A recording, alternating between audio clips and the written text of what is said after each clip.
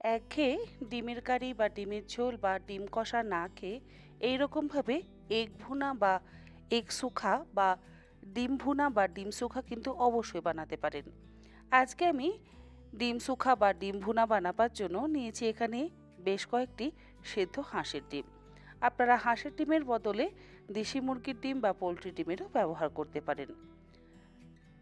ডিমগুলো সেদ্ধ করে নেওয়ার পর ডিমগুলোকে ভাজার আগে ডিমের গায়ে কাট লাগিয়ে নিচ্ছি। সব সময় ডিমগুলোকে চিড়ে নিয়ে তারপরে কিন্তু ডিম ভাজার প্রয়োজন। রান্না করবার জন্য কড়াইতে দিয়ে দিলাম 4 টেবিল চামচ পরিমাণে সর্ষের তেল। তেল গরম হয়ে গেলে অল্প একটু লবণ দিয়ে সেদ্ধ করে চিড়ে নেওয়া ডিমগুলোকে দিয়ে গ্যাসের ফ্লেমটাকে মিডিয়ামে রেখে হালকা করে ভেজে তুলে নেব।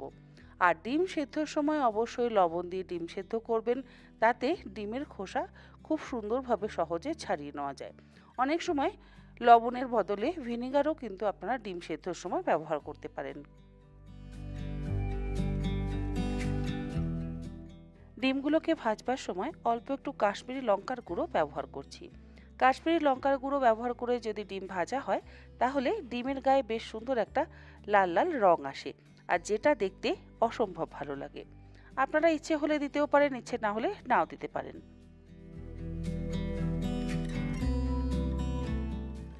কাশ্মীরি লঙ্কার গুঁড়ো ব্যবহার করে ডিমগুলোকে হালকা ভাজা হয়ে গেলে তুলে একটা আলাদা পাত্রের মধ্যে রেখে দিচ্ছি। আর এই একই রকমভাবে বাকি সেদ্ধ ডিমগুলোকেও ভেজে নেব।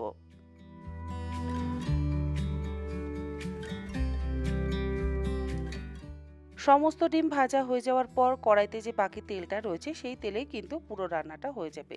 আলাদা করে তেল ব্যবহার করবার প্রয়োজন নেই। গরম তেলের মধ্যে দিয়ে দিচ্ছি 3টে মিডিয়াম সাইজের লম্বা করে কুচিয়ে নেওয়া পেঁয়াজ। পেঁয়াজ এই রান্নাতে একটু বেশি ব্যবহার করলে ভালো হয়। গ্যাসের ফ্লেমটাকে মিডিয়াম টু হাইতে করে দিয়ে পেঁয়াজ কুচিটাকে বেশ লাল করে ভাজতে হবে।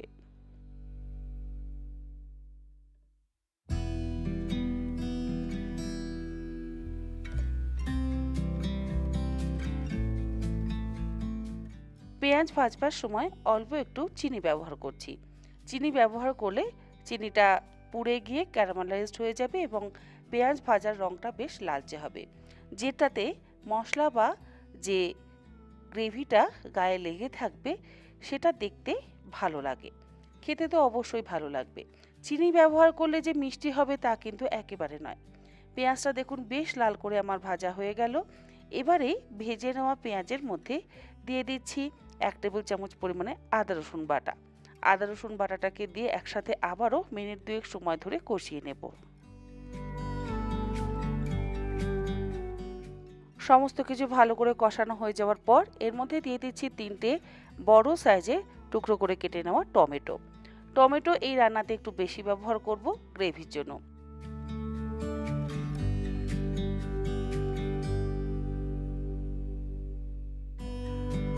টমেটোগুলো দিয়ে আবারও ভালো করে মিশিয়ে কষিয়ে নিচ্ছি গ্যাসের ফ্লেমটাকে হাইতে রেখে। এরপরে এর মধ্যে দিয়ে দিচ্ছি স্বাদ অনুসারে লবণ, হাফ চা চামচ পরিমাণে হলুদ গুঁড়ো আর 1.5 চা চামচ পরিমাণে কাশ্মীরি লঙ্কার গুঁড়ো। লবণ দিয়ে যদি টমেটোটা কষানো হয় তাহলে খুব তাড়াতাড়ি নরম হয়ে যায়। খুব বেশি মশলা কিন্তু এই এগ সুখা বা এগ ভুনাতে ব্যবহার করব না।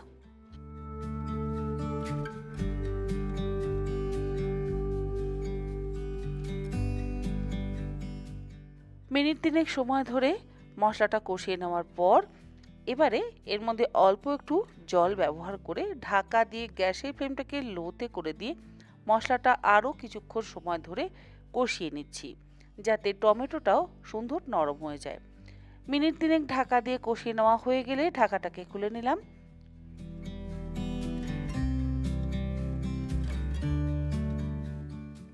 এই এগ ভুনা বা এগ সুখা বানানোর জন্য খুব বেশি মশলার ব্যবহার কিন্তু করব না।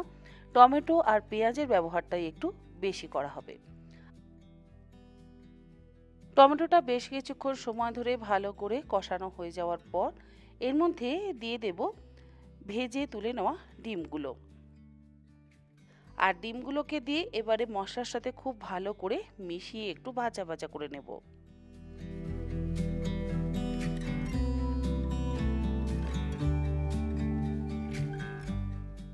ডিমগুলোকে মিনিট ৩-৪ সময় ধরে ভালো করে ভাজা ভাজা করার সময় দেখবেন ডিমের মধ্যে কিন্তু ধীরে ধীরে মশলাটা ঢুকে যাবে, যেহেতু আমরা ডিমগুলোকে চিড়ে নিয়ে ডিমগুলোকে ভেজেছি। আর রান্নার শেষে দিয়ে দিচ্ছি ৪-৫টা কুচিয়ে নেওয়া কাঁচা লঙ্কা। কাঁচা লঙ্কার পরিমাণ আপনারা অবশ্যই নিজেদের ইচ্ছে মতন ব্যবহার করবেন। আমি এখানে একটু বেশি পরিমাণে কাঁচা লঙ্কার ব্যবহার করলাম। আর দিলাম একটু ঝাল লঙ্কার গুঁড়ো। আপনারা লঙ্কার গুঁড়োটা নিজেদের ইচ্ছে মতন ব্যবহার করবেন। সমস্ত কিছু দিয়ে আবারও ভালো করে মিশিয়ে কষিয়ে নিচ্ছি।